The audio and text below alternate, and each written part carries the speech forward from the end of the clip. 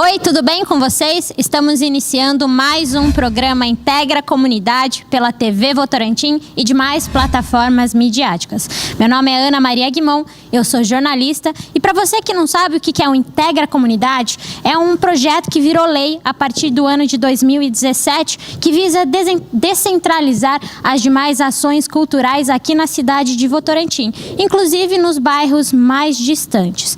Bom, hoje eu vou falar com uma jovem, ela que é artesã, estudante de geografia, tem apenas 25 anos. O nome dela é Alessandra Moreira e nós vamos conhecer um pouquinho a respeito do trabalho dela com as artes, com a valorização da cultura popular.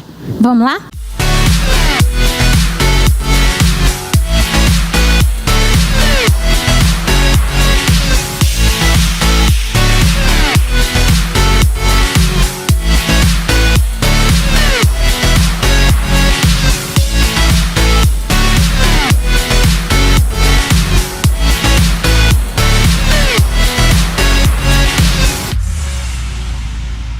Bom, eu tô aqui com a Alessandra e a gente vai conversar um pouquinho. E aí, Alessandra, tudo bem? Tudo bem, Ana. Alessandra, me fala, quando é que começou esse contato com o artesanato, com a cultura popular, com as artes em si? Faz, acho que uns 5 anos, mais ou menos, que eu comecei o projeto chamado Cira Arte. E aí, com o tempo, ele foi se aperfeiçoando e se tornando o que ele é hoje. Então, o meu trabalho é muito focado na cultura popular, na cultura afro-brasileira, em valorizar esses elementos.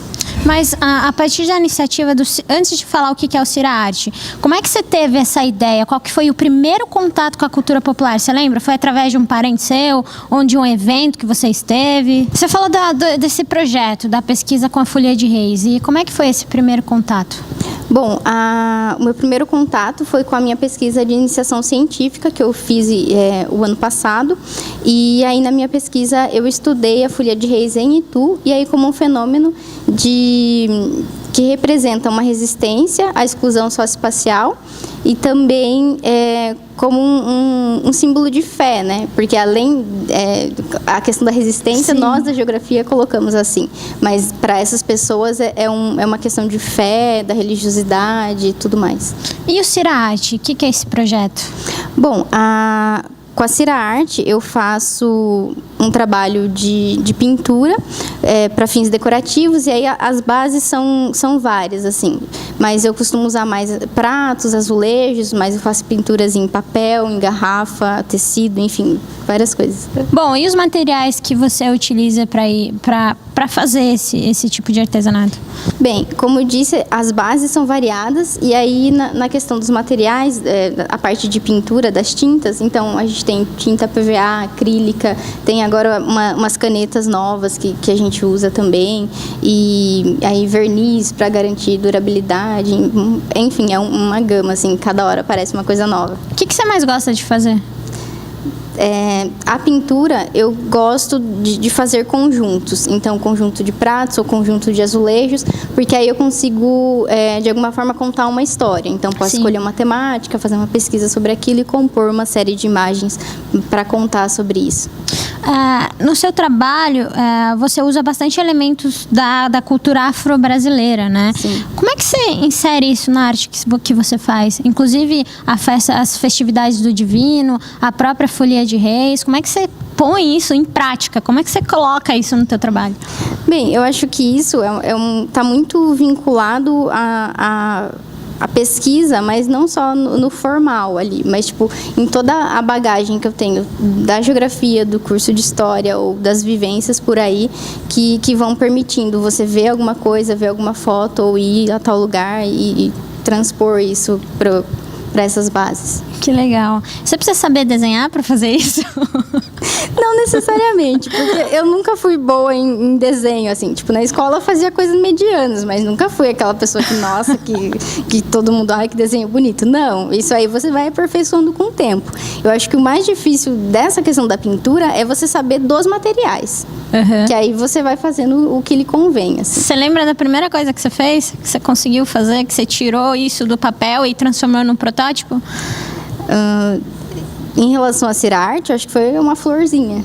Uma florzinha. Sim. Aí depois você começou a fazer... Aí fui fazendo outras coisas. E aí tem também você vai recebendo encomendas e as pessoas têm ideias inúmeras, assim. Então, no começo, tem uma amiga que fala, né, que tem 2 pratos na casa da avó dela que tem frases religiosas que eu que fiz. Legal. E aí eu nem lembrava disso e é uma coisa que não necessariamente eu faço mais ou faria da mesma forma. Legal. Além desses temas da cultura popular, você utiliza outros temas, como você põe algumas escritas nos quadros, referente a algum, por exemplo, um tema de algum problema social, assim, você utiliza essa ligação? Sim, eu tento trazer algumas coisas. E o meu trabalho acaba sendo muito musical, assim, tipo, o meu processo criativo é muito musical. Como então, assim?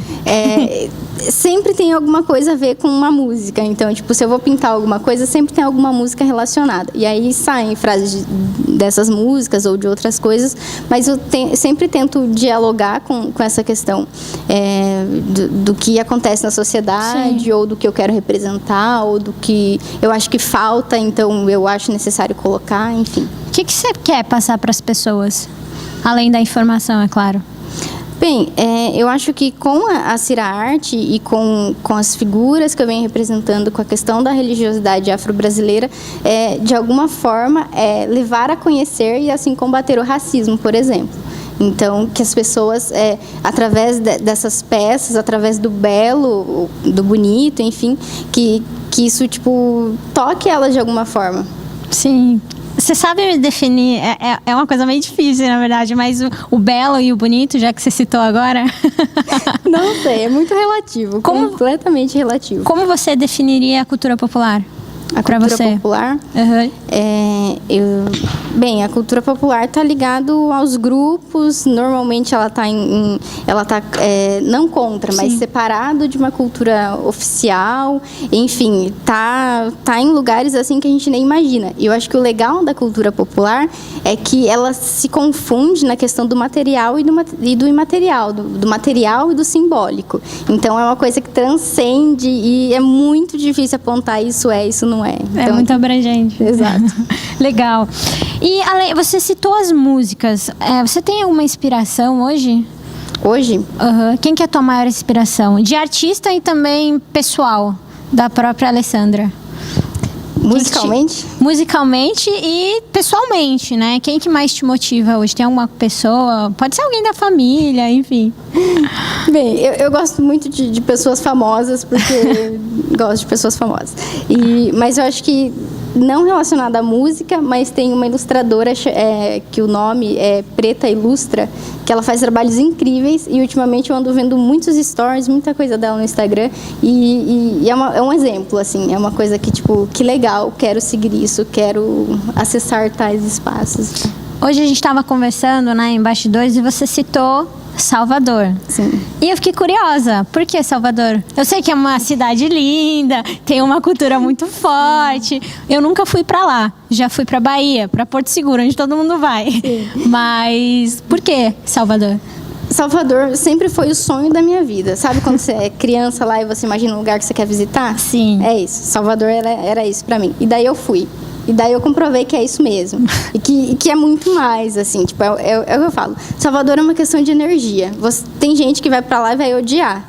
Mas, tipo, se você tiver a energia da cidade e a cidade bater com você, tipo, você vai todo ano. Quando você foi a primeira vez? Em 2014. Você vai até hoje? Sim. Todo ano? Esse ano, infelizmente, não, por conta da pandemia. Ainda por conta da pandemia. Mas, normalmente, você participa de alguma ação cultural lá? O que você faz lá?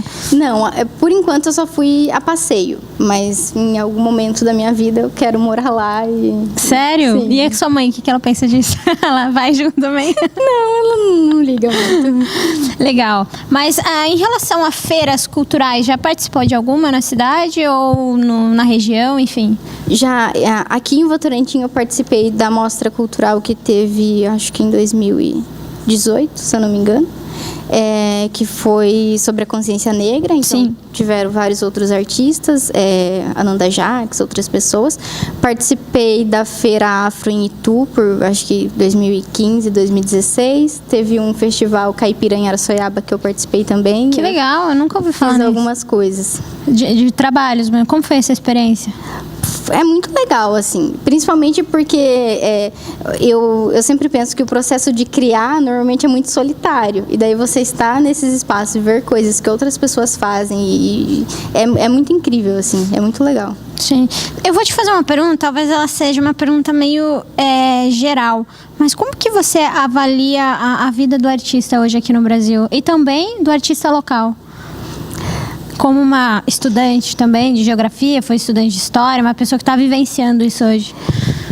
Bem, eu acho que é uma questão muito difícil, porque a gente sabe de toda a desvalorização do artista, da arte, de uma forma geral, ainda mais se você fala tal linguagem, ou que é meio fora, assim, é meio complicado.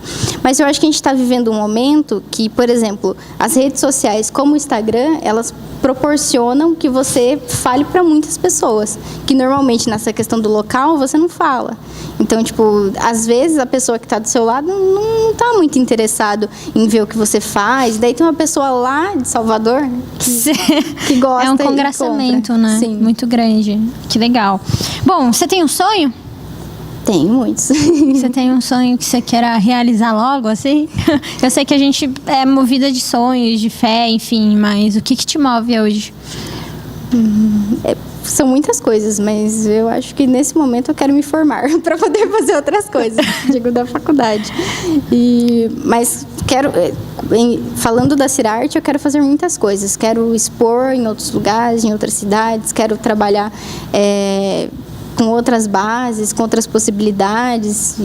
É isso. Legal. A Cirarte, você vive através disso hoje, né? Sim. A tua renda é Sim. 100% da Cirarte? Sim. Legal. E onde você veicula essa tua arte, além do Instagram?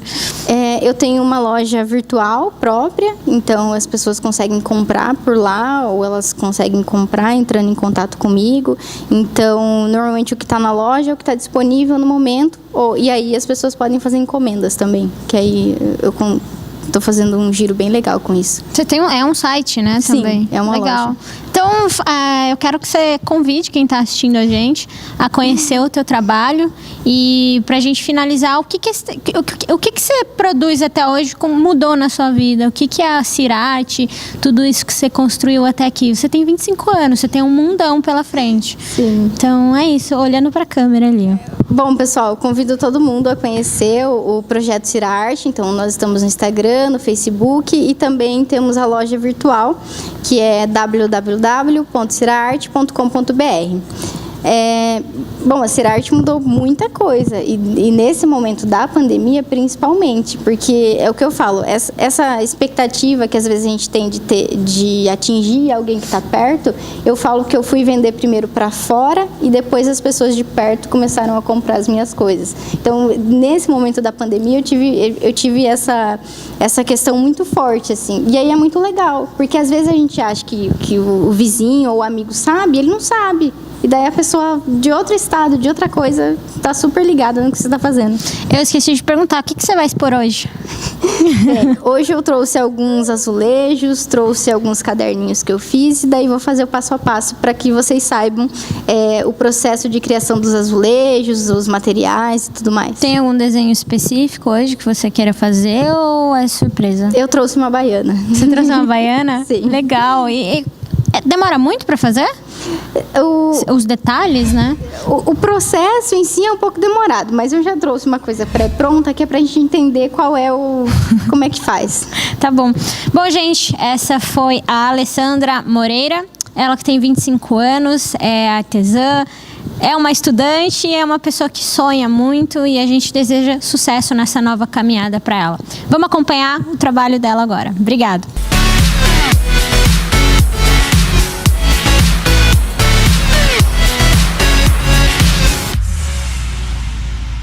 Olá pessoal, eu sou a Alessandra Moreira e hoje eu vou ensinar vocês o processo para a gente fazer um azulejo decorativo. O processo de pintura, desde a preparação do azulejo até a finalização. Bem, esse aqui é o azulejo comum que a gente tem em casa, então não tem segredo, é igualzinho o que vocês podem ter aí. E vocês podem perceber que ele está bem brilhante, assim, que ele não tem nenhuma base. E aí, para a pintura, a gente vai precisar fazer uma base nele, onde a gente vai usar o Prime, que é um produto específico para fazer base em azulejo, vidro, enfim. Essas superfícies que são lisas e normalmente a tinta não pega com tanta facilidade.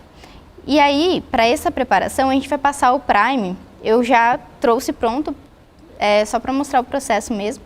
Então aqui a gente já passou uma vez, nesse outro 2 vezes. Então a gente tem 2 camadas de Prime. Aí depois disso, você pode passar a tinta que vai ser a base. Então, nesse caso, eu usei a tinta branca, mas você pode usar colorido, se o fundo do seu desenho for colorido, ou você pode pintar depois, o que você achar melhor. Nesse caso, eu fiz a base branca. E aí, assim como o do Prime, eu passei 2 vezes. E aqui nesse outro a gente já tem essas 2 demãos, digamos assim, da tinta branca. E aí o interessante é que, bom, a tinta, vamos lá, antes de passar para os detalhes. A tinta que a gente vai usar é a PVA, e aí nesse caso é a fosca. Então, essa tinta, ela é super tranquila de trabalhar, ela é solúvel em água, então se você quiser alguma coisa com uma espessura mais fina, você pode acrescentar um pouco de água ou não. E aí, foi essa tinta branca que eu usei. Sobre os pincéis, que é uma coisa que normalmente a gente tem um pouco de dúvida, qual pincel eu devo usar e tudo mais. Se você estiver começando ou for fazer essa experiência em casa, você vai usar um pincel mais chato e mais largo, assim, para poder fazer essa base. Porque se você fizer com um pincel muito pequeno, você vai ficar muito tempo ali fazendo a base. Então, eu vou mostrar, e por exemplo, essa espessura do pincel, ela já pega uma boa parte do azulejo. Então, ela vai correr facilmente sobre essa superfície e você consegue fazer isso de uma forma mais rápida e também mais uniforme. Porque se você pegar um pincel muito pequeno, você vai ficar muito tempo ali e ainda ele vai ficar com umas marcas assim. Bem, e aí o legal desse processo é que, por exemplo, antes você não precisa fazer o desenho à mão livre, por exemplo. Você pode riscar o desenho a lápis, como eu fiz aqui. E aí você pode usar lapiseira, lápis comum, e pode riscar o desenho em cima dessa base que a gente fez. E depois vai passar a tinta. Eu não vou me ater muito ao processo do desenho, porque aí provavelmente você já tem uma ideia, ou você pode trabalhar com formas geométricas e fazer mandalas, ou algum estilo de desenho que você já faça, enfim. Então, nesse caso, eu fiz uma baiana, e aqui a gente já tem uma outra etapa dela. E então, eu acho que o mais interessante, o mais difícil normalmente é encontrar esse processo de fazer a base, de passar a tinta branca e tudo mais. Então, aqui a gente já tem o desenho riscado no azulejo. E aí eu vou fazer uma parte para vocês verem como é esse processo de preenchimento, que também é uma coisa bastante simples, assim, porque essa tinta ela não tem muito segredo e como a base já tá lisa, já tá pronta, também não tem muito erro. Aqui, esse azulejo todo manchado que a gente tem aqui é porque para tirar um pouco da tinta, para você não passar um bloco de tinta aqui e e não ficar feio, não ficar muitas nuances assim. Então você pode usar qualquer coisa que não absorva, que não seja papel, por exemplo, para fazer essa coisa da tinta aqui. Então, vou preencher a roupa dela para vocês verem como é simples. E como eu disse, essa base, esse tipo de pintura, ele permite que você faça os riscos em lápis. Então, não tem aquela coisa do tipo, se eu fizer a mão livre, o que é bem difícil normalmente. E aí, o processo de preenchimento, ele é bem tranquilo também, porque nesse caso a gente vai fazer um contorno. Mas se a proposta do seu desenho não tiver esse contorno ou alguma coisa assim, não tem problema. É o que eu falo, o mais importante é que a gente saiba esse passo a passo de como chegar até a parte da pintura especificamente. Bem, então aqui você pode passar mais uma demão depois e até você ver que fica bom. E aí, a questão das cores também, essas tintas PVA, elas misturam facilmente. Então, se você vai começar, não precisa comprar todas as cores lá que você vai ver, mas tipo, compra algumas que dê para misturar ali e você consiga fazer cores novas que às vezes nem tem no catálogo de cores lá da marca. E aqui eu já fiz o preenchimento do desenho que eu risquei nesse outro e agora eu vou fazer a parte do contorno para vocês verem. Bom, para o contorno eu vou usar a tinta preta e vou fazer com um pincel, mas caso você tenha alguma dificuldade, porque essa questão do contorno, os traços são mais finos e tem que ter um controle melhor da mão, você pode usar essas canetas que tenha a mesma, o tipo de tinta é bem parecido, só que a única coisa, não é um problema, mas a questão dessas canetas é que você tem que usar um verniz que não seja à base de água. Porque, como a caneta é à base de água, se você usar esse verniz acrílico, por exemplo, que é à base de água, na hora que você passar, a tinta da caneta vai sumir, porque são as mesmas bases se misturando e daí dá errado. Então, a única coisa é sempre ver quais são esses materiais das tintas, para que na hora que você passe o verniz, isso não borre ou não... Enfim. Então, o verniz, se você usar caneta nesse caso, precisa ser esse verniz geral, que a composição não é resina acrílica e solvente, então ele não vai água, ao contrário desse outro. Mas eu vou fazer com o pincel. E assim, eu digo a caneta para o contorno, mas essas canetas elas têm em várias espessuras, em vários tipos de ponta, então esse processo da pintura você pode fazer com ela, por exemplo. Então aqui a mesma coisa, a gente vai tirar o excesso de tinta do pincel. Eu tô colocando um pouquinho de água para ela ficar mais, para a tinta ficar mais fina e o pincel correr melhor. Aqui. Então, sobre os tipos de pincel, é sempre bom a gente ter um que seja chato e mais largo assim para fazer a base. Daí, para os preenchimentos, eles podem ser chatos ou podem ser redondos, mas um pouco menor. Aí depende do tipo de base que você está fazendo. Que nem esses azulejos, eles são de 15 centímetros, então eles não são muito grandes. Então, tipo, não dá para a gente ter um pincel tão grande para uma superfície tão pequena. E, ao mesmo tempo, não dá para ter um pincel tão pequeno para uma superfície tão grande. E aí, para o contorno, a gente vai usar esses pincéis fininhos assim. Vamos lá.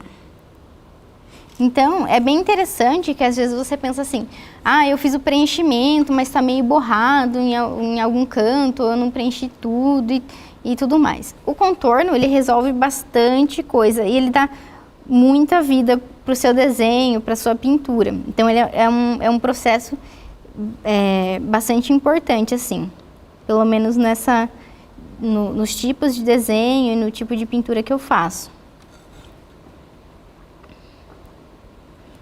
Então, aqui,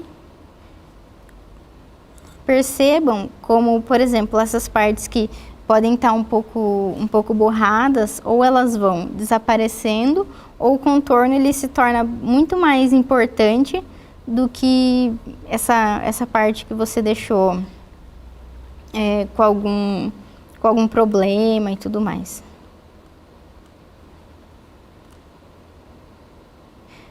E aí, é aquela coisa, você pode fazer um desenho todo certinho, porque é o seu estilo, ou você pode fazer os traços mais soltos, que é o meu caso, por exemplo. Vocês vão perceber que as minhas pinturas, os contornos, eles nunca são certinhos, tem uma coisa mais livre, assim. Que dá um pouco também a ideia de movimento, mas aí depende da sua proposta.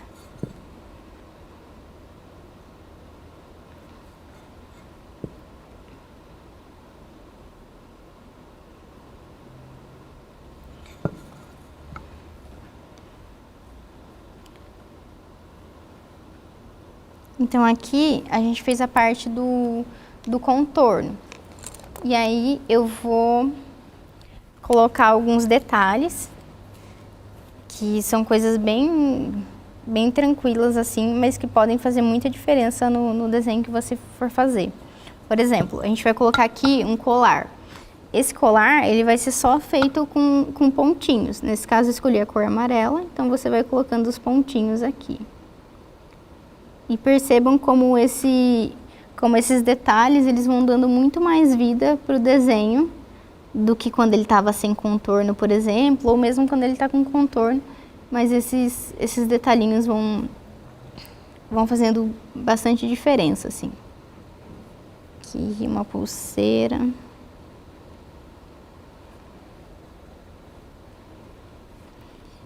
Aqui a gente vai fazer um babadinho.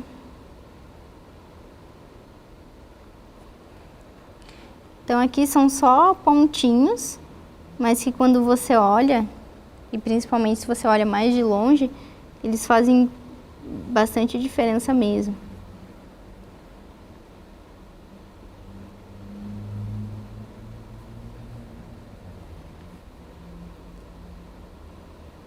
Aqui na barra da saia.